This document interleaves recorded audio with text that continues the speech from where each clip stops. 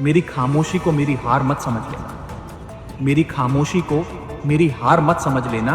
मैं वो दरिया हूं जो वक्त आने पर सैलाब बनता है। कि हर झूठ को बेनकाब किया जाए और हर सवाल का जवाब दिया जाए, क्योंकि मैं घायल हूं, इसीलिए घातक। अब भला कोई मेरे बोलने पर रोक क्यों लगाना चाहे? मैं तो जब बात करता हूं देश के आम आदमी की बात करता हूं। देश के आम आदमी का तो फायदा हुआ, लेकिन इससे आम आदमी पार्टी का क्या नुकसान हुआ? कल से मेरे खिलाफ एक स्क्रिप्टेड कैंपेन चलाया जा रहा है। सेम भाषा, सेम बातें, सेम आरोप। ये कोई कोइंसिडेंस नहीं, बल्कि एक कोऑर्डिनेटेड अटैक है। નમસ્કાર, આપની સાથે હું આકાંક્ષા. તમે જોઈ રહ્યા છો ઓવર રાજકોટ. આમ આદમી પાર્ટીના રાજ્યસભા સાંસદ રાઘવ ચઢ્ઢા. આમ તો ચર્ચાનો વિષય સોશિયલ મીડિયા પર હર હંમેશ રહે છે, પણ એક સમય એવો હતો કે એ જે રીલ્સ બનાવે છે, વિડીયોઝ બનાવે છે અને જે ગ્રાઉન્ડ લેવલના પ્રશ્નો છે, લોકોના ગ્રાઉન્ડ લેવલની એ ઝીણી ઝીણી બાબતો છે, એ બાબતો પરની ચર્ચા છે, બાબતના પ્રશ્નો છે, રાજ્યસભામાં ઉઠાવતા હતા, તેના માટેના એ વિડીયોઝ બનાવતા હતા અને તેનાથી એક સોશિયલ મીડિયામાં ચર્ચાનો વિષય રહેતા. અત્યારે ચર્ચાનો વિષય છે તેનો એક હેડલાઇન છે એ બદલાઈ ગઈ છે, કારણ કે આમ આદમી પાર્ટી દ્વારા એમનું જે પદ છે તેના પરથી હટાવી દેવામાં આવ્યા છે. ત્યારબાદ આ જે ચર્ચા છે એ અત્યારે ખૂબ ગરમ બની ગઈ છે, કારણ કે ઘણા બધા લોકો એવું કહી રહ્યા છે કે આમ આદમી પાર્ટીનો આંતરિક વિષય છે, તે લોકોની આંતરિક યુનિટી, એકતા જ નથી, તેના કારણે આ બાબત બની છે. આવું વિપક્ષો દ્વારા આ રીતના જવાબ મળી રહ્યા છે.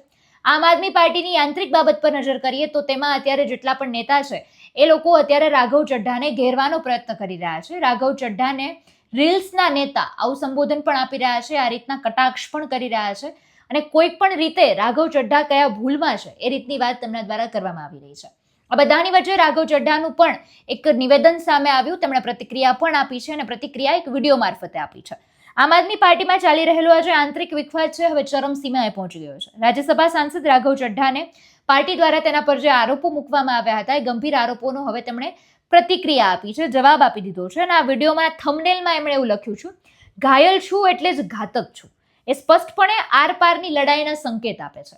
અત્યારે આ મામલો ખૂબ ગરમ બની ગયો છે, કારણ કે રાઘવ ચઢ્ઢા આમ આદમી પાર્ટીના પાયાના નેતા ગણી શકીએ, ખૂબ મજબૂત નેતા ગણી શકીએ અને તેના પર પાર્ટી દ્વારા જ એ રીતની વાત કરવામાં આવે અને જે રીતે આપણને સમાચાર મળ્યા કે પાર્ટી દ્વારા જ કહી દેવામાં આવ્યું કે એમને પહેલા તો પદ ઉપરથી હટાવી દેવામાં આવ્યા છે અને એમને જે સમયગાળો આપવામાં આવે છે પાર્ટી દ્વારા, એ સમયગાળામાં એમને બોલવા દેવામાં ન આવે, આ રીતની વાત પણ પાર્ટી દ્વારા જ કરવામાં આવી છે.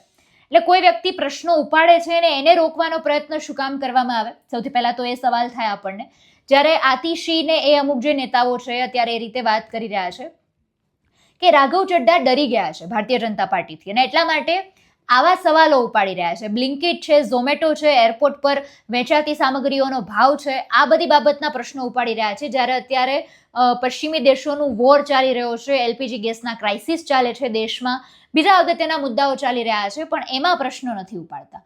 આ રીતના ગંભીર આરોપો પણ તેના પર મૂકવામાં આવ્યા છે. રાઘવ ચઢ્ઢાએ વિડીયોમાં શું કહ્યું છે તેના પર આપણે નજર કરીએ તો તેમણે એવું જ કહ્યું છે કે છેલ્લા કેટલાક સમયથી તેમની વિરુદ્ધ સુનિયોજિત અને સ્ક્રિપ્ટેડ કેમ્પેન આખું ચલાવવામાં આવી રહ્યું છે. તેમણે એવું પણ કહ્યું કે ગઈકાલે સોશિયલ મીડિયા પરથી એક જ પ્રકારની ભાષા, એક જ સરખા આરોપોમાં તેમને નિશાન બનાવવામાં આવી રહ્યા છે. આ એક આખું પૂર્વ આયોજિત કાવતરું છે. આ રીતની આરોપ, આ રીતની વાત રાઘવ ચઢ્ઢા દ્વારા કરવામાં આવી છે. પાર્ટી દ્વારા તેમના પર એવો આરોપ લગાવવામાં આવ્યો છે કે આખું વિપક્ષ સંસદમાંથી વોકઆઉટ કરી રહ્યું હતું ત્યારે રાઘવ ચઢ્ઢા સદનમાં જ બેસી રહ્યા હતા અને વિપક્ષનો સાથ આપ્યો ન હતો. આ રીતનો આરોપ પણ તેમના પર મૂકવામાં આવ્યો છે. ત્યારે રાઘવનો તે બાબતે વળતો પ્રહાર એ રીતે છે કે વિપક્ષના વોકઆઉટ દરમિયાન તેઓ ત્યાં બેસી રહ્યા તે તદ્દન જૂઠું છે. હું આપને પડકાર ફેંકું છું કે તેઓ એક પણ એવો કિસ્સો જણાવે કે જ્યારે વિપક્ષે વોકઆઉટ કર્યો હોય ને મેં સાથ ન આપ્યો હોય. વિપક્ષ કોઈ પણ મુદ્દાને લઈને જતું રહે ત્યારે એ બાબતની આ વાત છે કે રાઘવ ચઢ્ઢા બેસી રહે છે, વિપક્ષનો સાથ નથી આપતા. રાઘવ ચઢ્ઢાએ ટેકનિકલ પુરાવાનો પણ ઉલ્લેખ કર્યો છે કે સંસદમાં દરેક જગ્યાએ સીસીટીવી કેમેરા લગાવેલા છે. પાર્ટી નેતૃત્વને પડકાર આપ્યો છે કે તેઓ સંસદના ફૂટેજ કઢાવીને જોઈ લે કે રાઘવે વિપક્ષનો સાથ ક્યારે નથી આપ્યો. ભાવુક થઈને એણે એવું પણ કહ્યું છે કે આજે પાયાવિહોણા આરોપો તેમના પર લગાવવામાં આવ્યા છે, સંસદમાં તેમને બોલતા અટકાવવામાં આવ્યા છે. કેટલાક સમયથી રાઘવ ચઢ્ઢાની સક્રિયતા અને પાર્ટી સાથેના તેના સંબંધોને કારણે ઘણી અડકળો પણ ચાલી રહી હતી અને આ વિડીયો બાદ હવે ખુલીને સામે આવી ગયા છે. ઘટનાક્રમથી દિલ્હી અને પંજાબના રાજકારણમાં નવો ગરમાવો પણ આવ્યો છે. આની પહેલા પણ રાઘવ ચઢ્ઢાએ એક વિડીયો બનાવ્યો હતો, અત્યારે પણ એક વિડીયો બનાવ્યો છે. તો પહેલા આપણે ટૂંકમાં એ વિડીયો જોઈ લઈએ.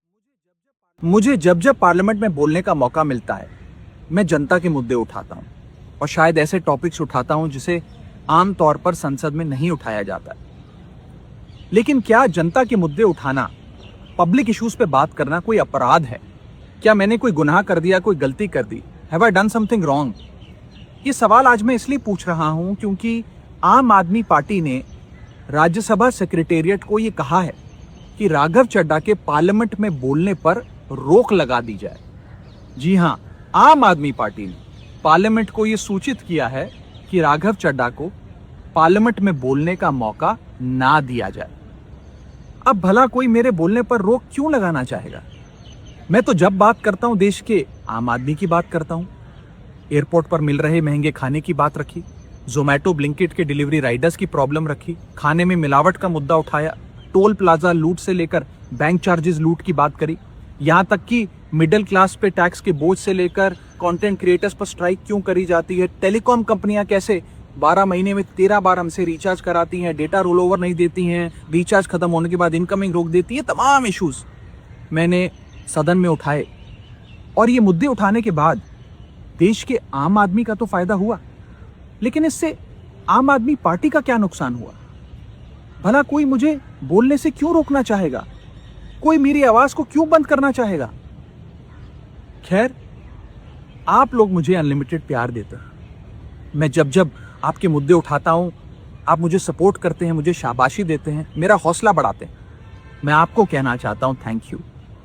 ऐसे ही मेरा हाथ और मेरा साथ थामे रखिएगा, छोड़िएगा मत। मैं आपसे हूं और मैं आपके लिए हूं।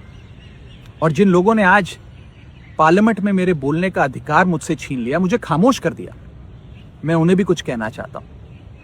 मेरी खामोशी को मेरी हार मत समझ लेना। मेरी खामोशी को मेरी हार मत समझ लेना। मैं वो दरिया हूं जो वक्त आने पर सैलाब बनता है। जय हिंद। नमस्कार साथियों, कल से मेरे खिलाफ एक स्क्रिप्टेड कैंपेन चलाया जा रहा है। सेम भाषा, सेम बातें, सेम आरोप। ये कोई कोइंसिडेंस नहीं है, बल्कि एक कोऑर्डिनेटेड अटैक है। पहले मैंने सोचा कि मुझे इसका जवाब नहीं देना चाहिए, फिर लगा कि कहीं एक झूठ को 100 बार बोला जाए तो कुछ लोग मान ना लें, इसलिए मैंने सोचा कि जवाब दूं। आम आदमी पार्टी ने 3 आरोप लगाते हुए यह कहा कि इन 3 आरोपों की वजह से हम राघव चड्ढा को पार्लियामेंट में बोलने का मौका नहीं देंगे। राघव चड्ढा के पार्लियामेंट में बोलने पर रोक इसलिए लगाई गई क्योंकि उन्होंने ये 3 गलतियां करी। मैं एक एक करके इन तीनों पर आपसे बात करना चाहूंगा।